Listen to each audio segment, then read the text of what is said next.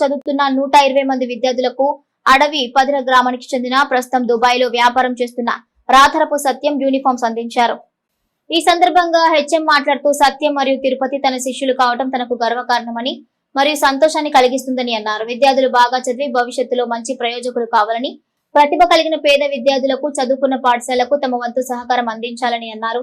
రాథరపు సత్యం మాట్లాడుతూ ఎల్లారెడ్డిపేట మరియు వీర్నపల్లి మండలాల్లో గల పలు దేవాలయాలు, పాఠశాలల అభివృద్ధికి విద్యార్థులను ప్రోత్సహించడానికి గాను ఆర్థిక సహాయాన్ని అందించాలని, తాను పేద కుటుంబం నుంచి వచ్చిన వాడినని, పేదల కష్టాలు తనకు తెలుసని, ప్రతి ఒక్కరూ ప్రయోజకులైన తర్వాత తన తోటి వారి అభివృద్ధికి సహకరించాలని, తన సంపాదించిన దాంట్లో కనీసం 10% ఇతరులకు సహాయం చేయాలని అన్నారు.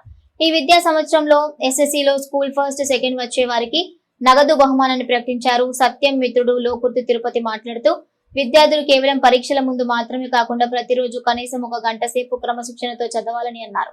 ఈ కార్యక్రమంలో పాఠశాల ఉపాధ్యాయులు Shri P Venkatramireddy, M Mallikarjun, K Lakshman, K Mallareddy, B Sampoorna, Bhavani, P Bhaskar, G Divya, N Devender గారు మరియు విద్యార్థులు పాల్గొన్నారు.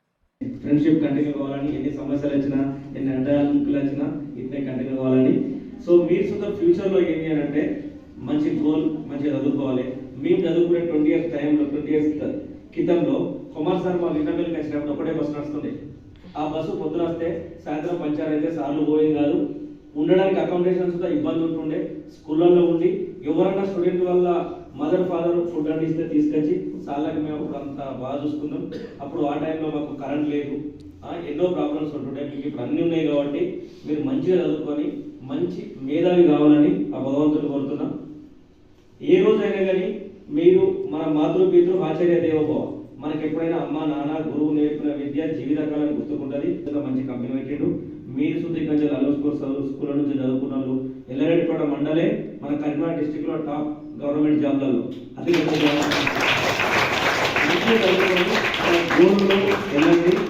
మీరు ఈ వయసులో 10th క్లాస్ పిల్లలు తిరుపతి చెప్పినట్టు every day 1 hour time spend చేసి చదువుకొని మంచి ర్యాంక్ తెచ్చుకోండి.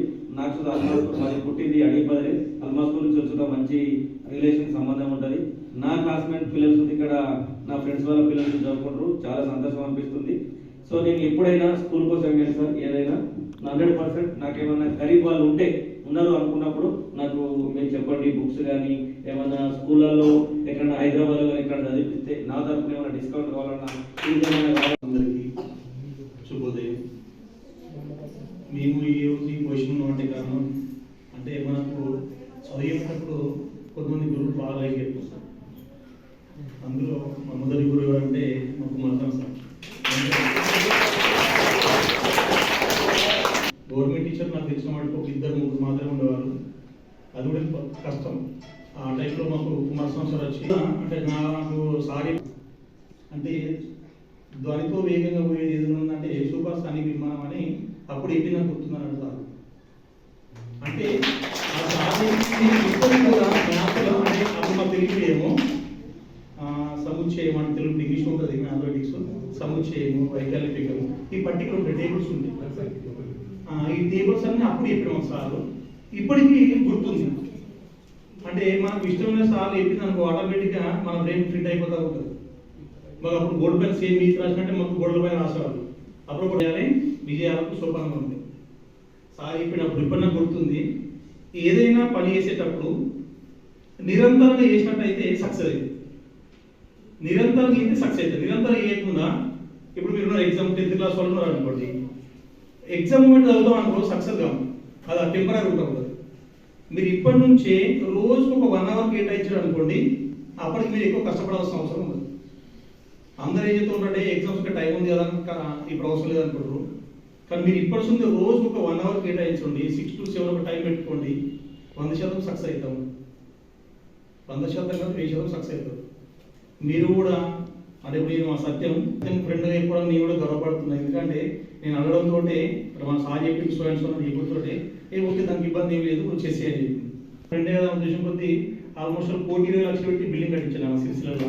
అంటే బయట సారు 1,20 లక్షలు పెట్టుకుంటే డబుల్ ట్రిపుల్ అవుతాయి. కానీ ఎలాంటి డబ్బులు అంటే తక్కువ ఏమంటారు రెంట్ తీసుకొని అది కూడా ఇష్టం ఉంది లేకుండా కానీ నా ఫ్రెండ్ చెప్పేది నేను దాన్ని చెప్పాను. ఈ వార్తలు ఇంతటితో సమాప్తం. తిరిగి ప్రసారమయ్యే SS న్యూస్ లో కలుసుకుందాం. అంతవరకు సెలవు. నమస్కారం.